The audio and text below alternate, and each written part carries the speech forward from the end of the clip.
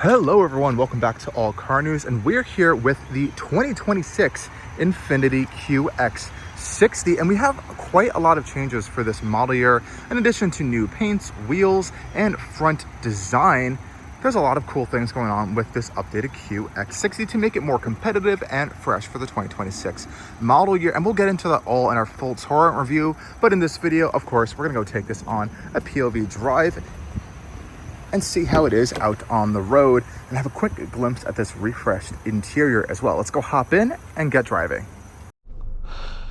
Welcome everyone to the interior of the Infiniti QX60 for 2026. Let's go take this thing on a drive. This is a really slick interior. I think they've done a great job updating it, but of course, go check out a full tour and review for this. We're gonna go take this on a drive. So new, which we saw for 2025, is that VC turbo, which replaced the V6 engine. We have a 9-speed automatic gearbox. Let's pop it into drive and get on. Very easy with the shifter right here to get into drive. And off the bat, we have a pretty smooth acceleration. I'm gonna activate our ventilated seats we have in this autograph trim here. Turn on the gentle climate controls as well. Really love this haptic touch panel down here that has lots of actual button controls, which is nice in a newer vehicle these days. And heading off, you know, we tested this vehicle now almost 2 years ago in this exact trim with the V6, and with this new engine, a lot is, I think, changed about the dynamics of the vehicle. But what I really like is what they've introduced here with their kind of restyling. I like the new Infiniti logo. It's a little bit more sleeker. This interior color theme is absolutely gorgeous. It feels very luxurious and premium, and we do have now a standard digital cluster and upgraded software and all that stuff in these screens, wireless Apple CarPlay, all that wonderful things. Now driving around town, I'm going to put it to a more normal gauge here for you guys. I'm driving around town. This car is quite comfortable and smooth, and you know, that is the whole purpose of this vehicle. It's meant to be a family hauler with some premium appointments in here. So we have a rather soft suspension, I would say, around town, though it is a little bit more stiffer over some bumps than I was expecting. I think these seats actually do a really good job at soaking up a lot of the bumps, because my entire legs and back, I don't feel any of the bumps, but I feel them in my feet, which are either on the floor or on the pedals. So it's an interesting little note thing I've noticed over the course of this week. It is rather quiet in here as well, which is quite nice. I do really appreciate that a lot here. And visibility is pretty good. We have blind spot on the vehicle, all of your great safety systems, and now we have a huge array of camera systems for this model year that expands on, you know, 360 cameras. We have front side cameras, rear side cameras. There's cameras all over this vehicle, so that is a really great thing to see in this updated Infiniti QX60. You can see we can change our meter views there, which is really a nice fun touch. Brake pedal is a little grabby, I have to say. There's a little bit of some travel there where you just don't feel anything, and it just kind of then comes to a stop. Now, that could also be me, as I have been driving EVs and testing those over the past 3 weeks. Specifically ones that weigh, 2 of them that have weighed over 8,000, 9,000 pounds. So I may be a little bit getting used to gas cars again, but this does feel a little bit on the firmer end after some travel, and just kind of gets into the brakes. You gotta dig your foot into it a little bit, but they are very confident in their stopping power when you do come to a stop. We do have auto stop start on the vehicle, which you can deactivate via this button right here, and that's a big theme with this car, is buttons, physical buttons, and lots of them. I love it. It works well, it's integrated well. I have no issues with that whatever, and this whole center console area is actually just quite nice how it's laid out. We have a few drive modes: sport, auto, eco, snow, and a tow mode. The sport mode, have a listen to this right here, guys.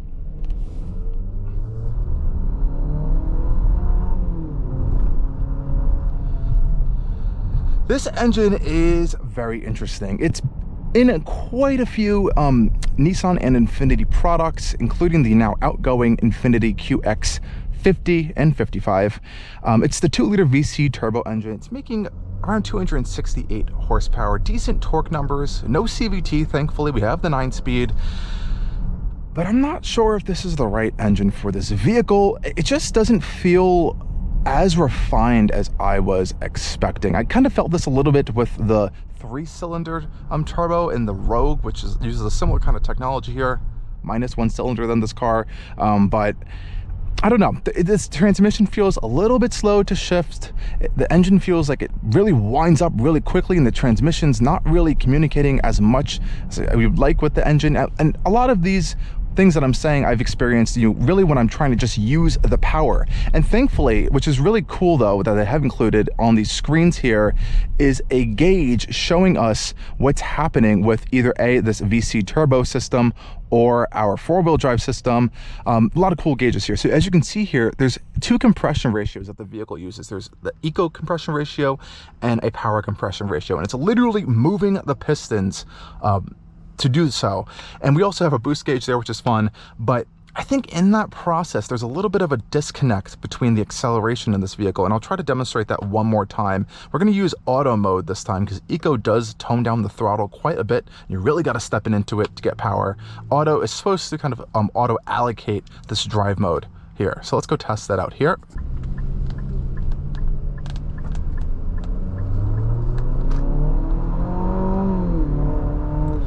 Oh boy, it just has a little bit of some kind of clunky frumpiness in it. I'm not sure if it's the engine or the gearbox exactly. I've just felt that over the course of this week. And in all honesty, driving around town, if you're really just babying the throttle, just going to the store, it's really smooth and fine, and you will get pretty decent miles per gallon, maybe around 27, 28 in that area. But I would love to see a hybrid in this vehicle. I think that would really smooth out this whole drivetrain.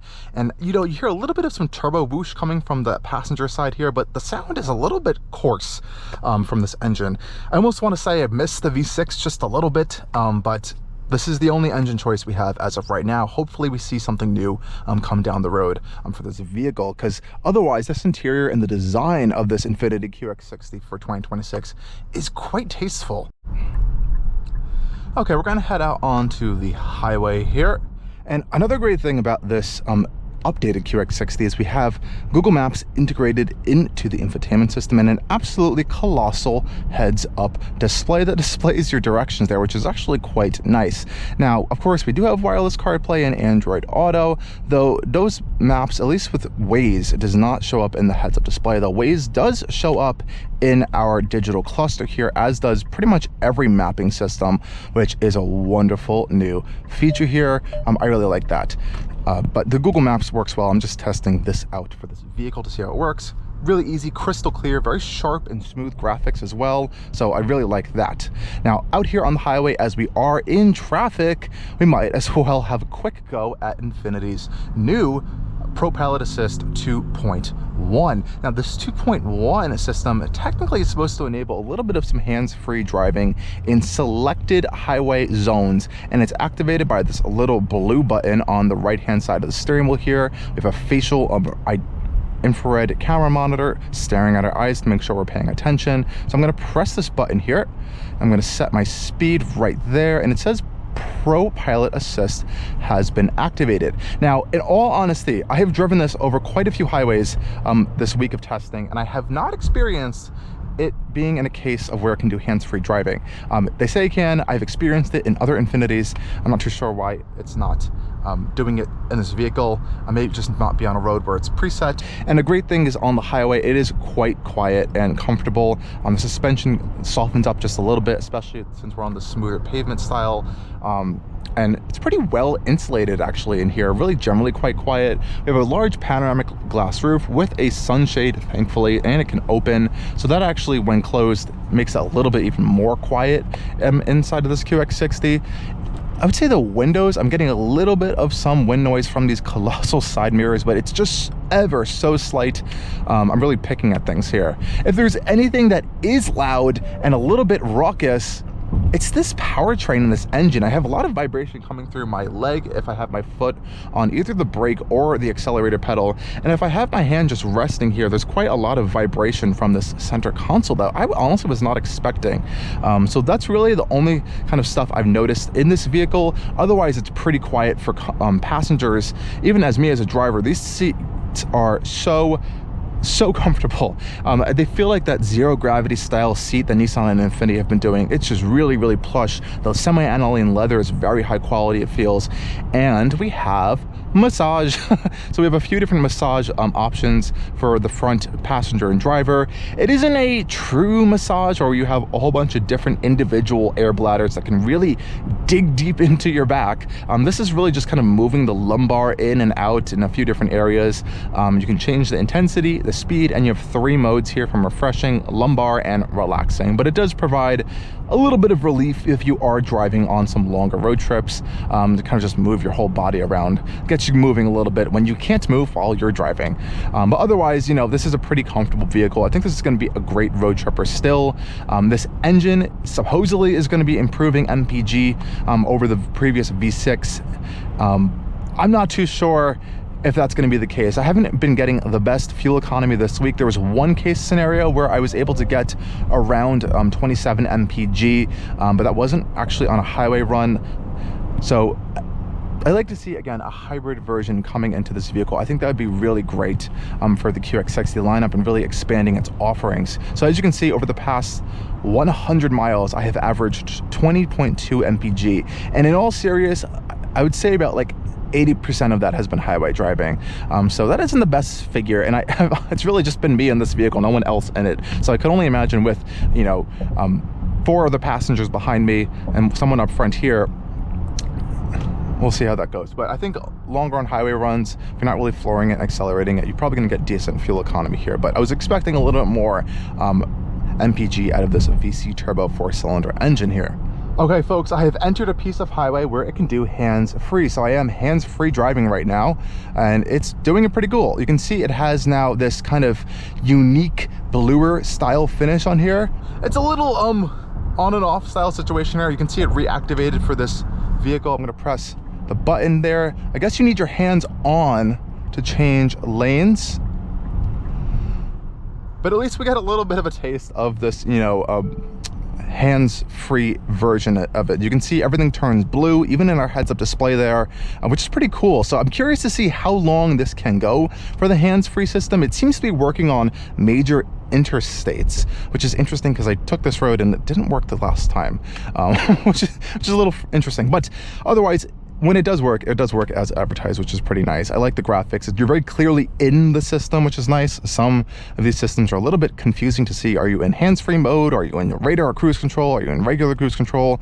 This clearly says you are in this hands-free mode there, which is pretty nice. And I would assume if I just blocked this camera here so it can't see my eyes, it's probably going to get a little bit angry. Yep, hands on wheel, can't see face clearly. So that is watching your eyes. This works just like, you know, Ford's Blue Cruise and the GM's Super Cruise style systems, where you have that eye tracking software there to make sure you are paying attention, so you can enable that hands-free driving capability there.